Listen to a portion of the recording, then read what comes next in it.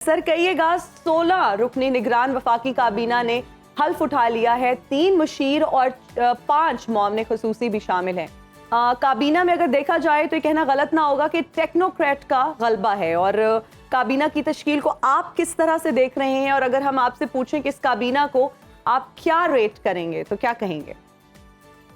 मैं इसको बहुत हाई रेट करूँगा, इसलिए कि ये लोग अपने अपने मैदान के माहिर हैं और सियासी वाबस्तगियाँ इनकी नहीं हैं। एक दो की हैं, कुछ की हैं, लेकिन वो भी अपने शोबे में कुछ तजर्बा रखते हैं, महारत रखते हैं। और फिर सूबों की नुमाइंदगी का भी इशू था। तो ज़्यादातर जो लोग हैं वो काबिल हैं और अहल हैं, और ऐसी ही निगरान काबीना बननी चाहिए। सिवाय चंद के, उनके यहाँ पे बात नाम लेने की ज़रूरत नहीं है कि मैं अपना उस बारे में कोई तासुब शो नहीं करना चाहता। लेकिन खुशी इस बात की है कि इस काबीना की तश्कील में वो जो 13 जमाती थे उनका इसमें कोई हिस्सा नहीं है। तो कम अज़ कम ये है कि जो कुछ वो 16 माह में मईशत को तबाह करके गए हैं, वो कम अज़ कम ये बोझ तो उनको उठाना पड़ेगा, लेकिन इनमें हिम्मत होनी चाहिए और फैसले इनको करने चाहिए। इसलिए उनको इख्तियारात ज़्यादा दिए गए हैं कि पाकिस्तान की मईशत को मुसीबत से निकालें।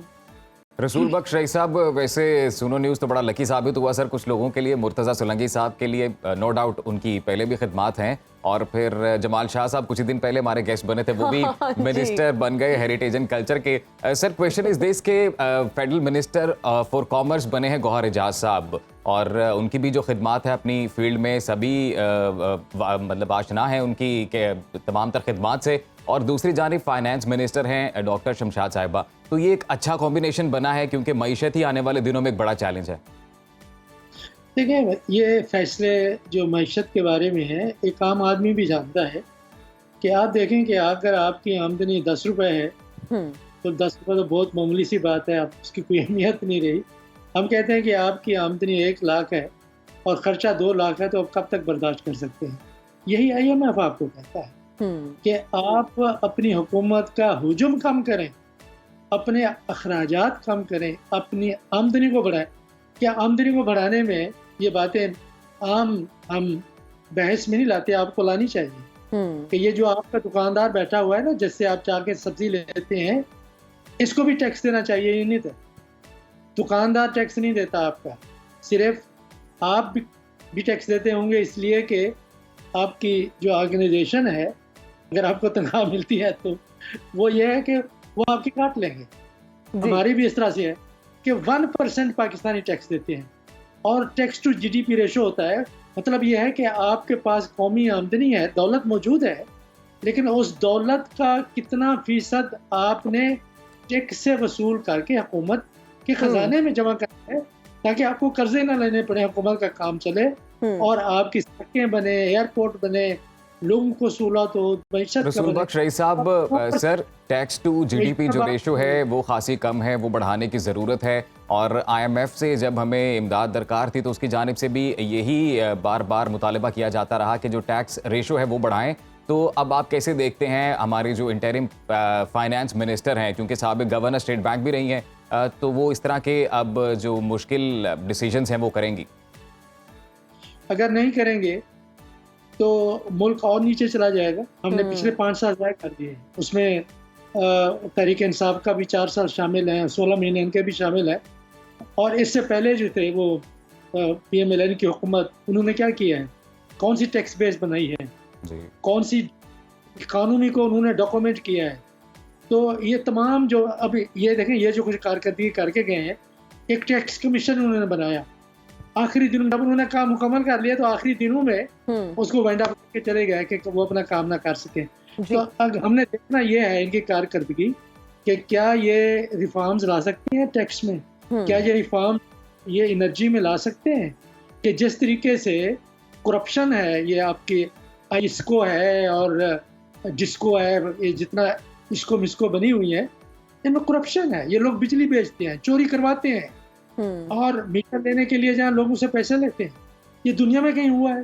दफ्तरों में जाए, ये कारकर्दगी के क्या हाल है, ये हमें अदलिया में, इंसाफ में हर इदारे में हमें स्ट्रक्चरल रिफॉर्म्स की ज़रूरत है, और मेरा ख्याल है इनको जो अख्तियारात दिए गए हैं इस नीयत से दिए गए हैं कि इन्होंने अवाम के सामने तो नहीं जाना इलेक्शन लड़ने के लिए, और यहाँ पे अवाम का मसला नहीं है, मसला माफियाज का है जिन्होंने अपने आप को ऑर्गेनाइज किया हुआ है कि कल वो दुकानें बंद कर देंगे, बाजार बंद कर देंगे, ये कर देंगे, वो कर देंगे। उनको करने दें, ये मुश्किल फैसले करने चाहिए।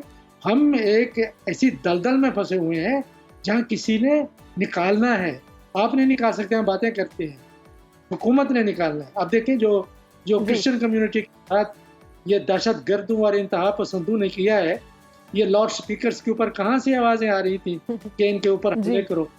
अब कितना लोगों को आज तक ये जो इंतहा पसंद फसादी हैं, इनमें कितना लोगों को आप सजा देते हैं।